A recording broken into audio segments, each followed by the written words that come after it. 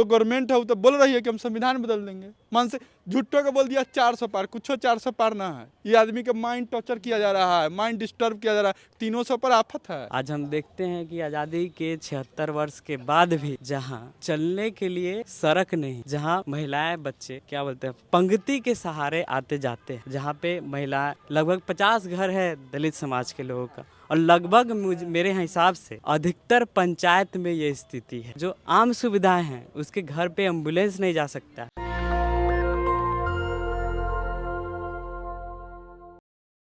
नमस्कार, मैं श्रवण कुमार। मैं इस समय वैशाली लोकसभा क्षेत्र में हूँ और यहाँ क्या माहौल है, किसको लोग वोट करेंगे इस बार, इन्हीं लोगों से जानने की कोशिश करते हैं। क्या नाम है सर आपका? मेरा नाम पंकज कुमार हुआ। अभी हम यहाँ वर्तमान मुखिया हुए अली नेवरा पंचायत के। इस बार किसको वोट करेंगे आप? देखिए, मुन्ना शुक्ला या मीना देवी? देखिए कोई भी हमारे वैशाली लोकसभा में आए, बेसिकली जो हमारे वैशाली लोकसभा क्षेत्र के जो बेसिकली मुद्दा है कुछ, उस पे जो कोई भी सांसद आए उस पर मुद्दा पे आवाज़ उठाए, क्योंकि हमारे यहाँ बहुत सारे मुद्दा है। जैसे कि आते रहते हैं, 10 साल अभी गवर्नमेंट जो चल रही है लेकिन वो काम नहीं हो पाए हैं। जैसे अभी हम काम में गिना देते हैं, मोतीपुर चीनी मिल आज तक बंद है, उसमें कभी नहीं मतलब कि उसका उद्घाटन हुआ, चाहे उस पर कोई चर्चा नहीं हुआ। संसद जो हमारी वर्तमान में है, एक बार भी संसद में चर्चा भी नहीं किए कि खोला जाए कि नहीं खोला जाए।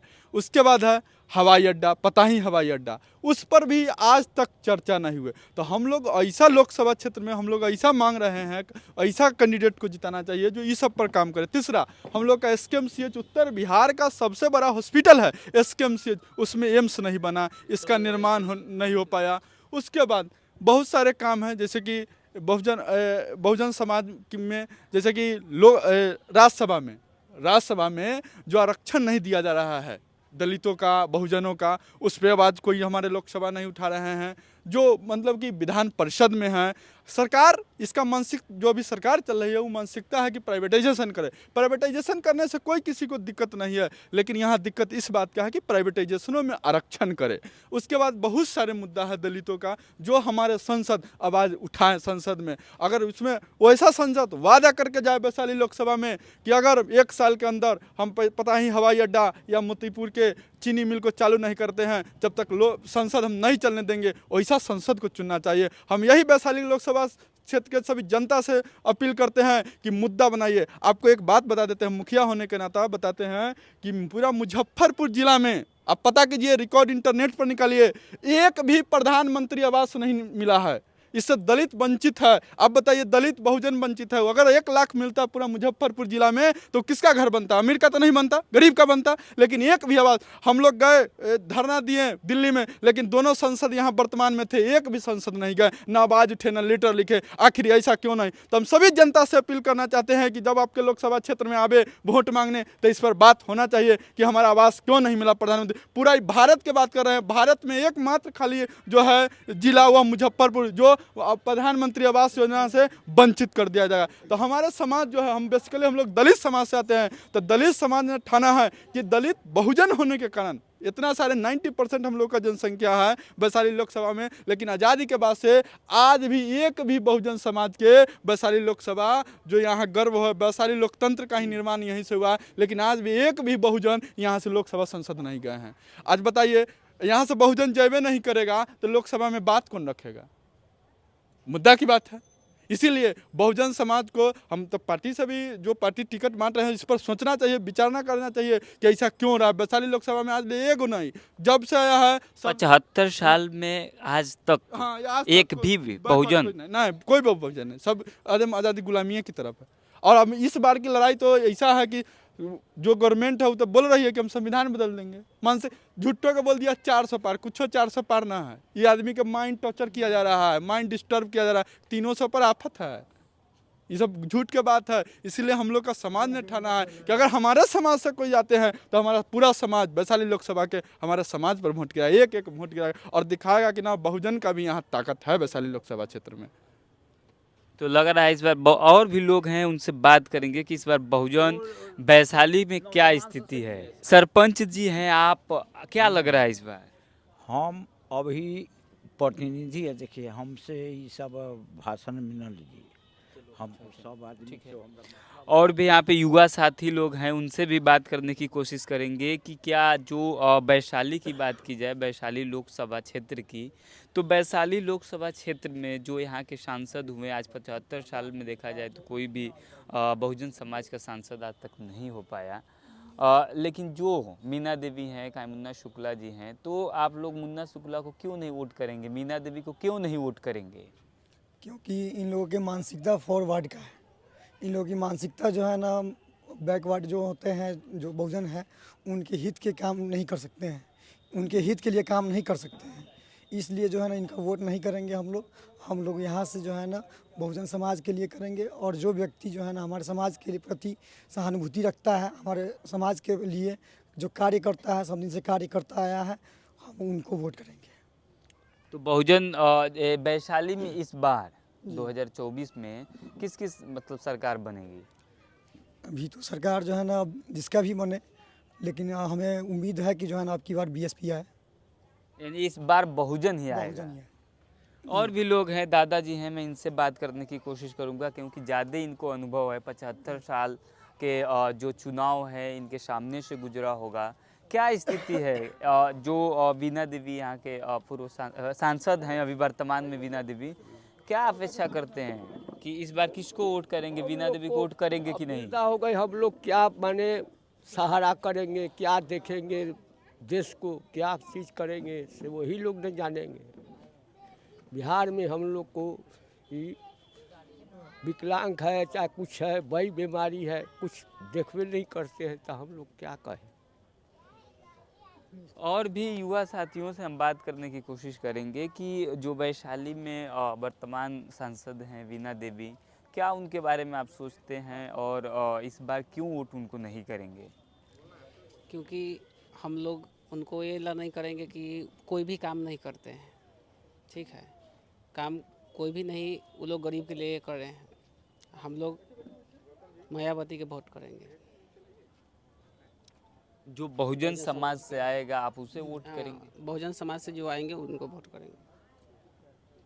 तो इस तरह से आप देखिए किस तरह से माहौल बना हुआ है वैशाली में। और भी लोग हैं यहाँ से माहौल में। इस बार अगर बात की जाए वैशाली की, तो ये गणराज्य जहाँ से लोकतंत्र स्टार्ट होता है, ये वही वैशाली है जहाँ पे आज 75 साल में कोई भी बिहार में जब इतना गुजरात में यूपी में चले जाइए काम मिलता है, यही कंपनी अपना बिहार में बैठाएगा तो क्यों जाएगा दूसर जगह आदमी काम करने।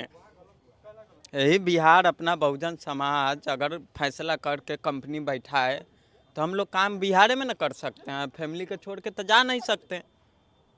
ये समतल भूमि है, कृषि भूमि है, यहाँ फर्टिलाइजर नहीं बैठा है और कारखाने नहीं बैठाए जा सकते हैं। ये रीजन हम तो इतना कहते हैं भैया कि बहुजन समाज हमारे लिए कंपनी बैठा देवे मुजफ्फरपुर में, तो हम बहुजन समाज को छोड़ के हम दूसरा जात में जा नहीं सकते। हम इतना कहते हैं। मीना देवी को वोट करेंगे कि नहीं? नहीं, सिर्फ बहुजन समाज के करेंगे। मुन्ना शुक्ला को नहीं, हम क्यों? सिर्फ नहीं, वर्तमान देखिए सांसद हैं। सुनिए भैया, हम 2500 किलोमीटर छोड़ के कमाने जाते हैं।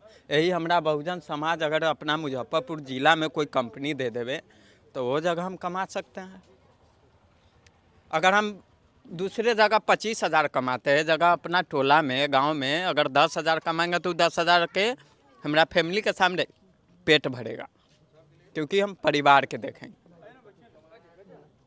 तो देखिए किस तरह से जो यहाँ के युवा साथी हैं वो कह रहे हैं कि अगर बिहार की सरकार हमें यहाँ पे रोजगार उपलब्ध करा देती तो हम दूसरे देश में, दूसरे राज्य में जाकर डर डर की ठोकरें नहीं खाते हैं।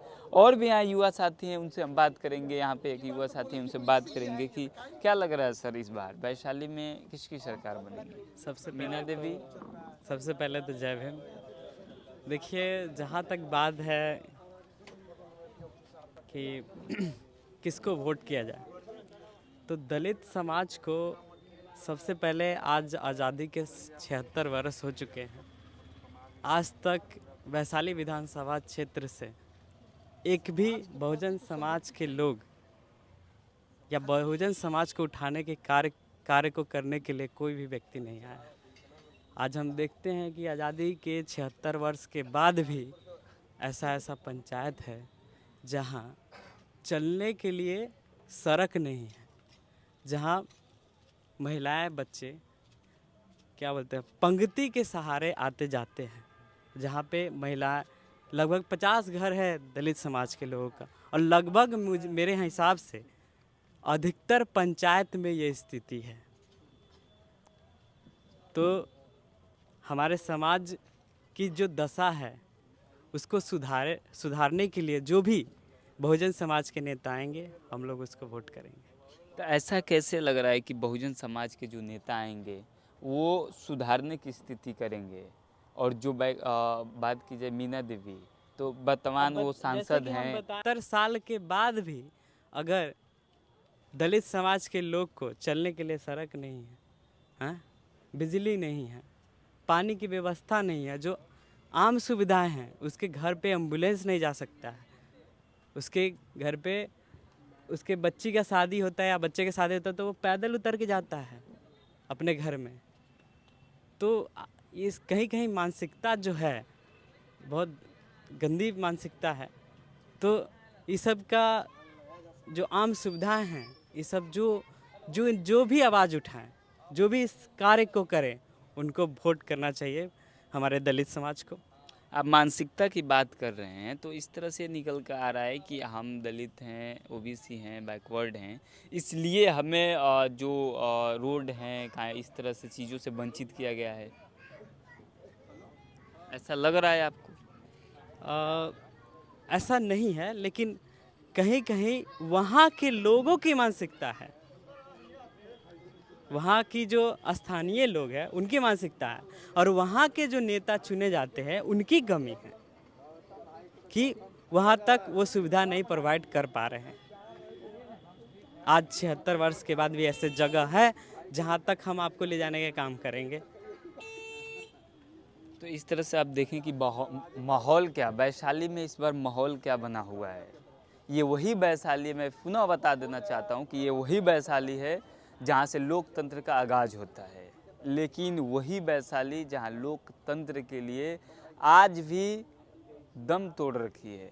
आज भी लोकतंत्र का यहाँ कोई भी ऐसा काम यहाँ के जो स्थानीय लोग हैं वो नहीं बता पा रहे हैं कि लोकतंत्र में इस तरह की चीज़ें हैं, इस तरह की सुविधाएं उपलब्ध हुई हैं, जो कि प्राथमिक बात की जाए कि इंसान की तो प्राथमिक उसकी जो आवश्यकता होती है वो शिक्षा होता है, स्वास्थ्य होता है, रोजगार होता है और सड़कें होती हैं जिससे उनकी जो दैनिक जीवन की क्रियाकलापें हैं वो पूर्ति किया जा सकता है।